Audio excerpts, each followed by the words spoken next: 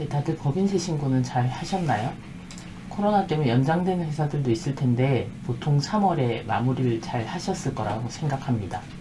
이번 법인세 신고 때 배당을 하신 법인들도 있을까요? 아직까지도 배당이 뭔지, 그게 언제 해야 되는 건지 이런 걸 모르시는 분들은 다시 한번 이번 영상을 들어주시고, 듣기 전에 이전 영상 중에 법인의 자금을 대표이사인 내가 가져가는 방법 중에 하나인 배당에 대해서 설명드린 부분을 좀 들어보셔야 될 것 같습니다.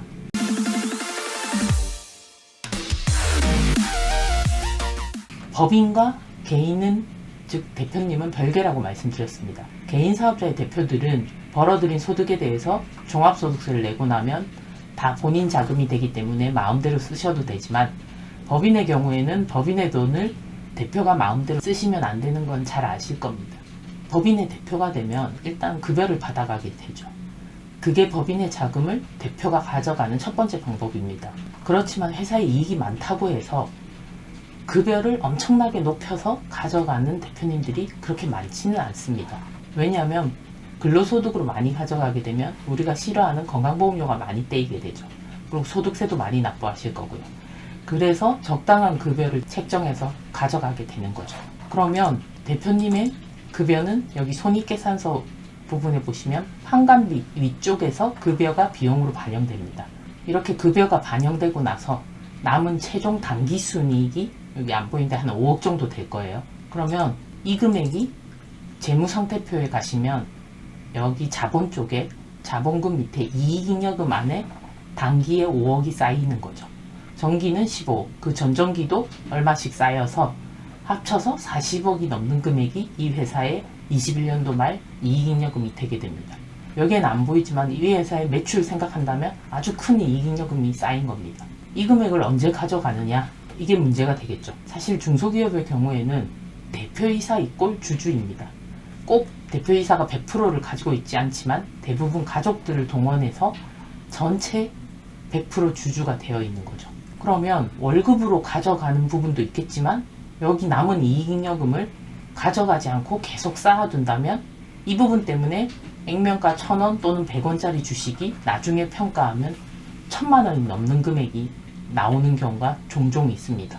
뭐 주식가치가 높으면 좋은 거 아니냐 이렇게 생각하시겠지만, 주식가치가 높아서 좋은 데는 상장을 목표로 하거나 아니면 뭔가 특정한 목적이 있을 때 우리 회사의 재무제표가 이렇게 자본 쪽이 튼실하고 한 거를 보여줘서 회사의 매출에 도움이 되거나 뭐 이런 경우가 아니라면 이익잉여금을 많이 쌓는 게 과연 좋은 것인지 한번 생각을 꼭 해보셔야 됩니다. 그래서 이 이익잉여금을 많이 쌓게 되면 회사의 주식가치가 올라가기 때문에 그 주식가치가 올라감으로 인해서 파생되는 일을 생각해 보셔야 됩니다. 이 이익잉여금은 당장은 안 가져가고 있기 때문에 나중에 가져갈 때 세금으로 부과가 되는 거죠.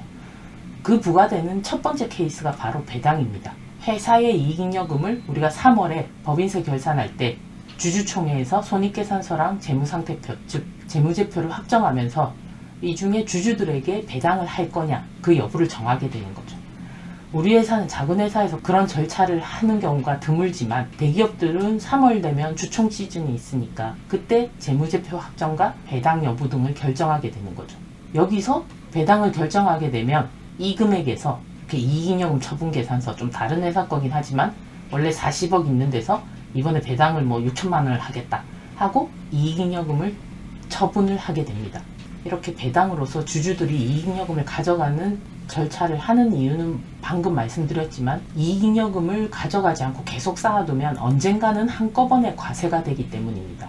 일부를 매년 배당으로 가져가시면 가져갈 때 배당소득세를 내시게 될 겁니다. 연금융소득이 2천만 원 이하이면 15.4%로 내고 끝날 거고요.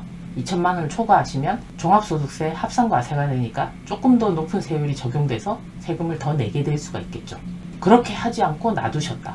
그러면 주주가 나중에 돌아가셔서 상속이 일어날 수 있습니다. 상속세로 과세가 될 거고요. 또는 주주가 누구한테 공짜로 줬다. 받아가는 분이 증여세를 내게 됩니다.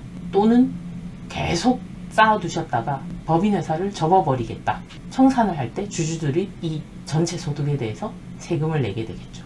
절세의 기분은 쪼개기, 나누기라고 했습니다.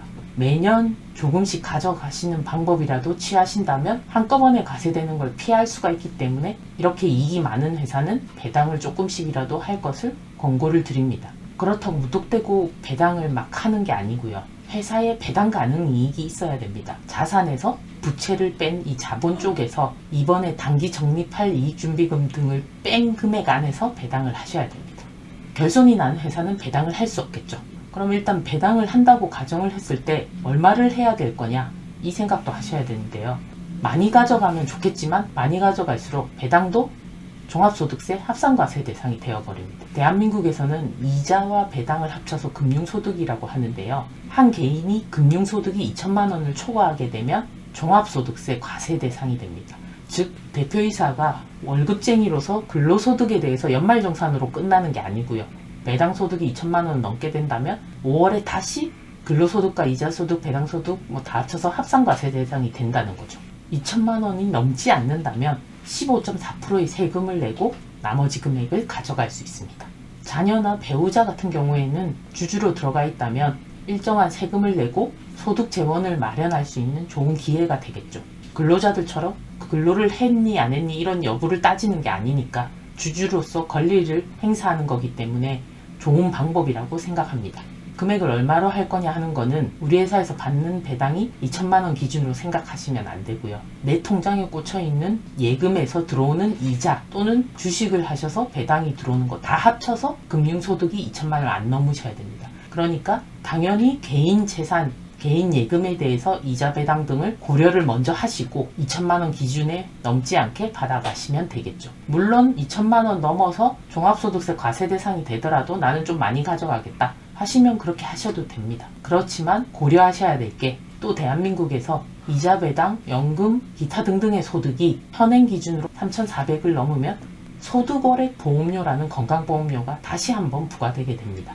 이자 배당이 예를 들어서 5천만 원이었다. 그럼 3,400, 현행 기준은 3,400 기준이거든요. 3,400을 넘는 금액에 대해서 소득월액 보험료가 나오게 되는 거죠. 그런데 이 기준 금액이 올해 7월, 22년 7월부터는 2천만 원으로 떨어진다고 하네요. 그러니 2천만 원을 넘어서 배당을 가져가신다면 소득월액 보험료도 각오하셔야 되는 시간이 오게 된다는 거죠. 그래서 우리가 싫어하는 건강보험료를 좀 제외하고 생각한다면 2천만 원을 넘지 않는 수준에서 배당을 가져가시는 게 좋으실 거고, 그래서 제일 주주지분 비율이 높은 분을 기준으로 해서 금융소득 기준금액을 넘지 않는 수준으로 책정을 하시는 게 좋을 것 같습니다. 배당을 이해하시려면 법인의 대표이사와 주주의 개념을 이해하셔야 되고요. 일반적으로 정관에서 중간 배당을 가능하게 하지 않는다면 1년에 한 번 3월 법인세 신고 때 재무제표가 확정되기 때문에 그 시즌에 그때 배당을 결정하셔야 된다는 거, 이 시기도 아셔야 되고요. 회사의 상황에 따라서 이익이 높을 때 배당을 하게 되면 세금을 적게 내면서 작지만 주주로서 권리를 행사해서 회사의 자금을 가져갈 수 있다. 이것도 아셔야 되고요. 제일 중요한 건 이렇게 쌓여있는 이익잉여금이 우리 회사의 주식가치에 어떻게 영향을 미치는지, 그런 거를 원하는 회사인지 아니면 회사의 주식가치는 별로 중요하지 않고 주주로서 또는 대표로서 회사 자금을 잘 활용해서 가져가야 되겠다 하는 회사인지 여부 등을 꼭 한 번씩 배당을 통해서 생각을 해보시기 바랍니다.